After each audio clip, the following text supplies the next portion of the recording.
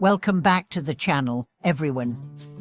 Have you ever thrown yourself into a project with every ounce of energy, only to feel frustration bubbling up the moment things don't move fast enough? Have you wondered why your own impatience sometimes becomes the biggest obstacle between you and success?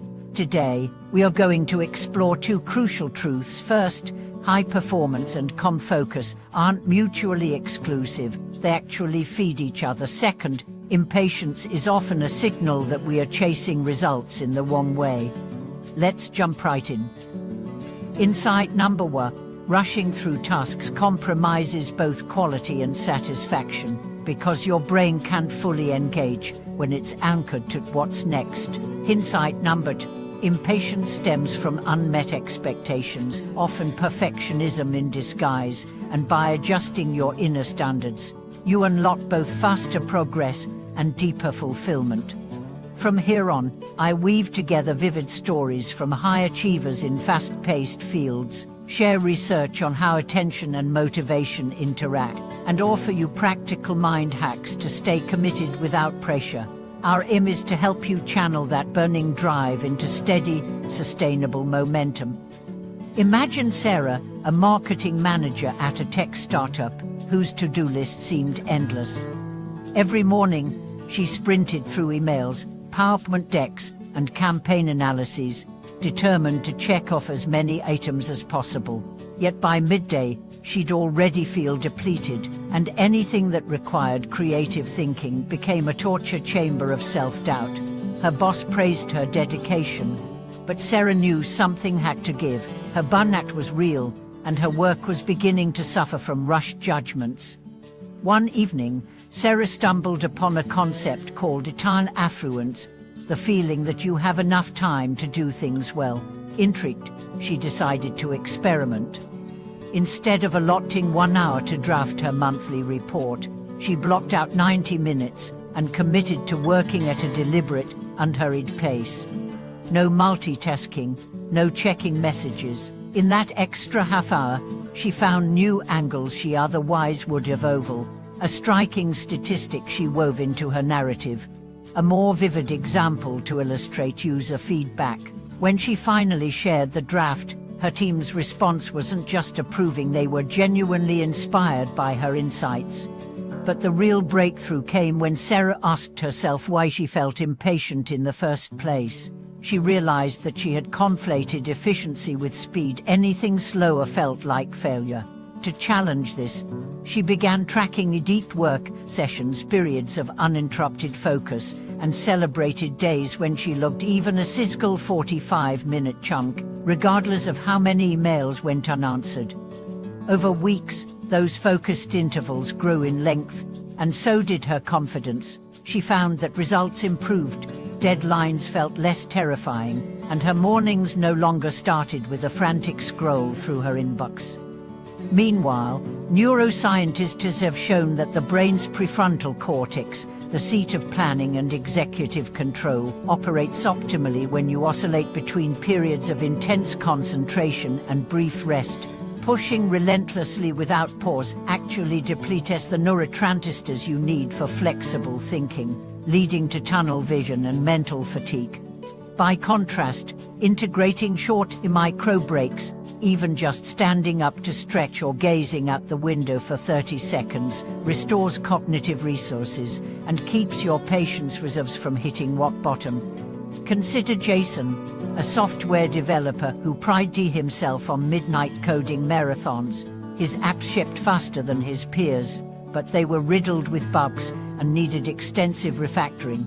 After an urgent client complained, Jason reluctantly agreed to test a newer the Pomodoro technique, 25 minutes of work, followed by 5 minutes of break. At first, he scoffed at the thought of pausing mid-solution, but he gave it a week. To his surprise, he spent less total time debugging, and his sense of mastery soared.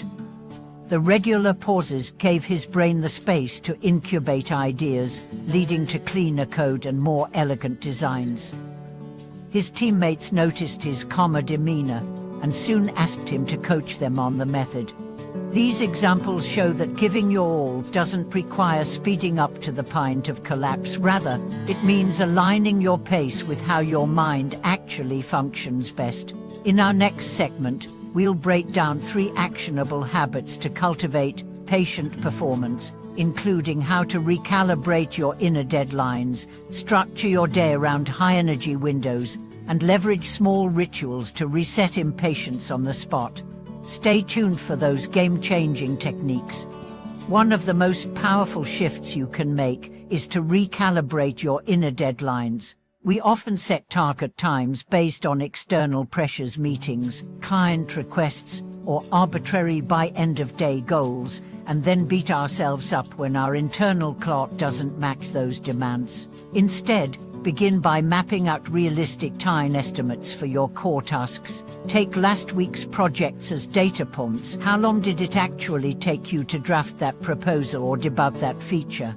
Write down the range, say 2 to 3 hours, and then add a buffer zone of 20%. That buffer isn't padding for sloppiness, it's breathing room for the unexpected. An urgent email, a technical hiccup, a sudden brainstorm that enriches your work. By anchoring your sense of progress to these empirically grounded estimates, you reduce the pressure cooker effect of self-imposed marathon sprints. To illustrate, meet Davina, a project manager at an e-commerce firm. She used to promise stakeholders a polished project plan within a single afternoon, only to race through vendor interviews and slide decks, producing outlines that felt half-baked. Her reputation suffered and her confidence eroded. Then, at a leadership workshop, Davina learned to analyze her own performance log. She discovered that her initial estimates were off by 30 to 40%. Armed with this insight, she began framing her timelines differently. Instead of saying, "I have that by 5 p.m," she started saying, "I'll send a first draft by 11 a.m. and a revised version by 3 p.m.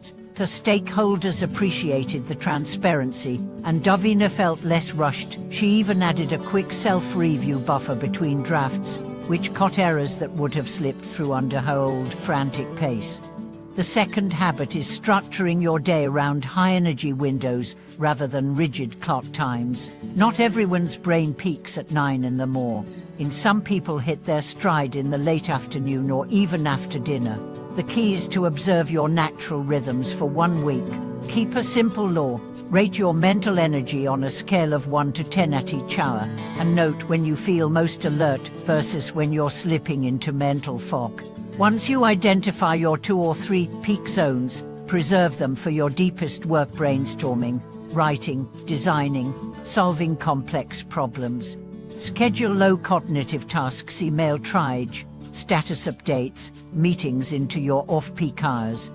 Take for example Min, a data analyst who assumed he was an early bird genius because he woke up at 5, but she found himself wrestling with spreadsheets until midday, only to power through complex models from 2 to 6 in the evening. After a week of self-monitoring, he flipped his schedule. He dedicated his morning time to answering routine questions and planning his day, then blocked out afternoons for deep analysis.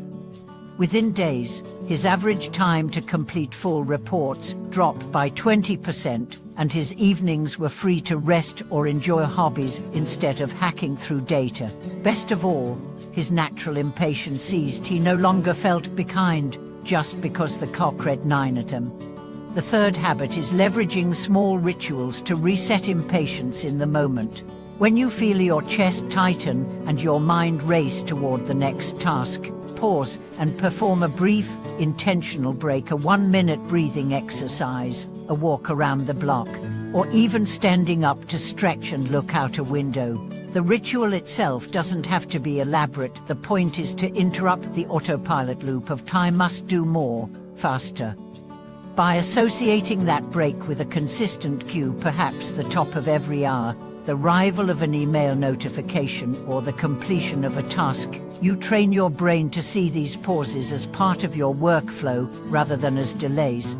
Jonathan, a product marketer, discovered this when he began adding a 5-minute sunlight ritual to his afternoons. As soon as his midday meeting ended, he would step outside, feel the warmth on his face, and consciously shift his thoughts to the next priority.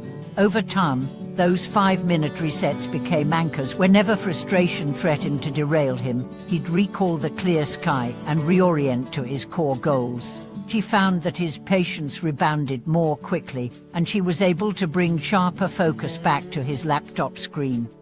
By weaving together realistic deadlines, energy-aligned scheduling, and intentional micro-breaks, you transform impatience from an internal tyrant into a friendly signal alerting you that it's time to adjust pace, recalibrate expectations, or simply rest. This triumvirate of habits allows you to give your all without draining your reserves. In the next segment, we'll delve even deeper, exploring advanced techniques like task batching, mindful transitions, and reward mapping that have propelled elite performers in sports, arts, and business to sustained excellence without burnout. Keep watching, because your ability to balance drive and patience will redefine what it means to truly give your all. Thank you for watching this video.